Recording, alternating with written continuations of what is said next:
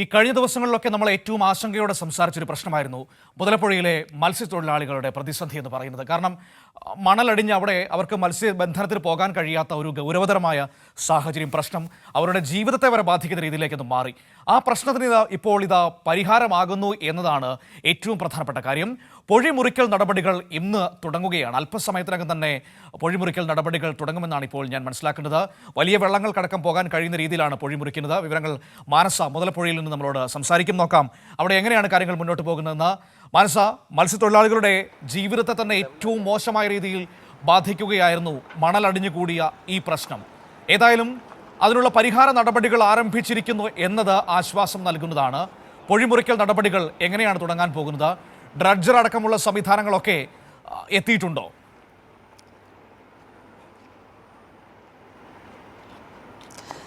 തീർച്ചയായും മനു സൂചിപ്പിച്ചതുപോലെ തന്നെ മത്സ്യത്തൊഴിലാളികളെ സംബന്ധിച്ചിടത്തോളം മുതലപ്പുഴയിലുള്ള മത്സ്യത്തൊഴിലാളികൾക്ക് ഏറെ പ്രയാസകരമായ നിമിഷങ്ങൾ തന്നെയായിരുന്നു അത്. ഇത്തരത്തിൽ അപകടങ്ങൾ ഉണ്ടാവുകയും ബോട്ട് ഇറക്കാൻ സാധിക്കാത്ത ഒരു സ്ഥിതി ഉണ്ടാവുകയും തുടങ്ങിയ കാര്യങ്ങളൊക്കെയും തന്നെ ഉണ്ടായിരുന്നു.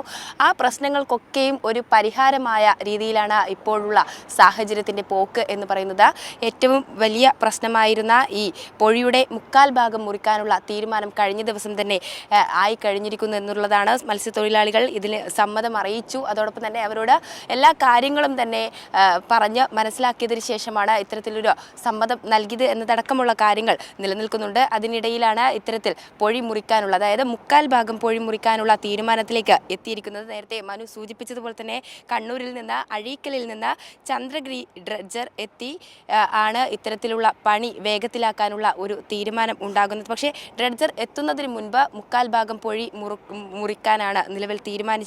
3 മീറ്റർ ആഴത്തിലും 13 മീറ്റർ വീതിയിലുമാണ് പൊഴി മുറിക്കുക. ഒപ്പം തന്നെ കൂട്ടിയിട്ടിരിക്കുന്ന മണൽ മാറ്റുവാനുള്ള നടപടികളും ആരംഭിക്കും. നിലവിൽ ഇപ്പോൾ കഴിഞ്ഞ ദിവസം രാത്രിയോടുകൂടി മത്സ്യത്തൊഴിലാളികൾ ചെറിയ രീതിയിൽ ഈ പൊഴി മുറിക്കുന്ന നടപടികൾ ആരംഭിച്ചു കഴിഞ്ഞിട്ടുണ്ട്. പക്ഷേ ഔദ്യോഗികമായി ഇന്ന് 9 മണിക്ക് പൊഴിമുറിക്കൽ ആരംഭിക്കും എന്നതാണ് അറിയിച്ചിരിക്കുന്നത്. പക്ഷേ അല്പസമയത്തിനകം തന്നെ പൊഴി മുറിച്ചു മാറ്റാനുള്ള എല്ലാവിധ നടപടികളും ആരംഭിക്കുമെന്ന് തന്നെയാണ് ഇവിടുത്തെ സ്ഥിതിഗതികൾ നമുക്ക് മനസ്സിലാക്കാൻ സാധിക്കുന്നത്. ഒപ്പം തന്നെയാണ് ഈ പണികളൊക്കെയും തന്നെ, അതായത് കൂട്ടിയിട്ടിരിക്കുന്ന മണൽത്തിട്ട ഉൾപ്പെടെ മാറ്റുന്ന പ്രവർത്തനങ്ങൾ ഇപ്പോൾ ഇവിടെ പുരോഗമിക്കുകയാണ്.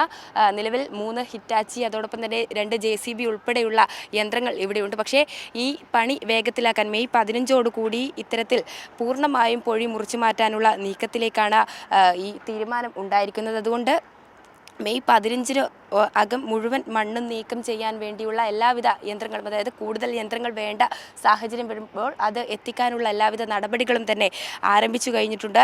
നിലവിൽ ചന്ദ്രഗിരി, അതായത് മണ്ണുമാന്തി, ആഴക്കടൽ മണ്ണുമാന്തി ചന്ദ്രഗിരി ഡ്രഡ്ജർ വ്യാഴാഴ്ചയോ വെള്ളിയാഴ്ചയോ ഇവിടെ മുതലപ്പുഴയിലേക്ക് എത്തിച്ചേരും എന്നാണ് അറിയാൻ സാധിച്ചിട്ടുള്ളത്. കഴിഞ്ഞ ദിവസം മന്ത്രി വി ശിവൻകുട്ടി ഉൾപ്പെടെ ഇക്കാര്യം വ്യക്തമാക്കിയിരുന്നു. മത്സ്യത്തൊഴിലാളികൾക്കൊപ്പം തന്നെയാണ് എന്നും സംസ്ഥാന സർക്കാർ എന്നതടക്കമുള്ള കാര്യങ്ങൾ വ്യക്തമാക്കിയുള്ള നിലപാടാണ് ഇപ്പോൾ ഇതുവരെയും സർക്കാർ കൈക്കൊണ്ടു വന്നത്. അതിൻ്റെ തുടർ പ്രവർത്തനങ്ങൾ തന്നെയാണ് ഇപ്പോൾ നടന്നിരിക്കുന്നത്. ഇത്തരത്തിൽ മണ്ണ് മാറ്റി ഇവരുടെ മത്സ്യബന്ധനം നല്ല രീതിയിൽ സുഗമമാക്കുക എന്ന രീതിയിലേക്കാണ് പോകുന്നത്. കഴിഞ്ഞ 11 വർഷം നമുക്ക് ദൃശ്യങ്ങളിൽ കാണാൻ കഴിയുന്നുണ്ട്. മുതലപ്പുഴയിൽ നിന്നുള്ള തത്സമയ ദൃശ്യങ്ങളാണ് പ്രിയപ്പെട്ട പ്രേക്ഷകരെ നിങ്ങൾ കാണുന്നത്. അവിടെ മണ്ണ് മാന്തുകയാണ്. മുതലപ്പുഴി മണ്ണടിഞ്ഞുകൂടിയ ആ പ്രദേശത്തെ അതിൻ്റെ പൂർവ്വസ്ഥിതിയിലേക്ക് എത്തിക്കാനുള്ള ശ്രമങ്ങൾ നമുക്ക് കാണാൻ കഴിയുന്നു. ആ ദൃശ്യങ്ങളാണ് കാണുന്നത്. ഇത് വളരെ പ്രധാനപ്പെട്ടതാണ്. കാരണം ഒരു വലിയ വിഭാഗം മനുഷ്യരുടെ ജീവിതത്തെയാണ് ബാധിച്ചത്. അവർക്ക് മീൻ പിടിക്കാൻ കടലിൽ പോകാനോ മത്സ്യങ്ങളെ ശേഖരിച്ചുകൊണ്ട് വിൽക്കാനോ കഴിയാത്ത അവസ്ഥയാകുന്നു. ഒടുവിൽ കൊല്ലം ജില്ലയിലെ തീരപ്രദേശങ്ങളിലേക്ക് പോകേണ്ടി വരുന്ന സാഹചര്യം ഉണ്ടാകുന്നു. ഒടുവിൽ ആ പ്രശ്നങ്ങൾക്ക് സ്ഥായിയായ ഒരു പരിഹാരത്തിലേക്ക് തന്നെ പോവുകയാണ്. അഴീക്കലിൽ നിന്നുള്ള വലിയ ഡ്രഡ്ജർ കൂടി വരും ദിവസങ്ങളിൽ എത്തുന്നതോടുകൂടി ഈ പ്രവൃത്തിയുടെ വേഗം കൂടും. ഏതായാലും അവിടുത്തെ മത്സ്യത്തൊഴിലാളികൾക്ക്, ഏറ്റവും സാധാരണക്കാരായ മനുഷ്യർക്ക് അവരുടെ ജീവിതത്തിലേക്ക് തിരികെ വരാൻ കഴിയട്ടെ എന്ന് നമുക്ക് ആഗ്രഹിക്കാം.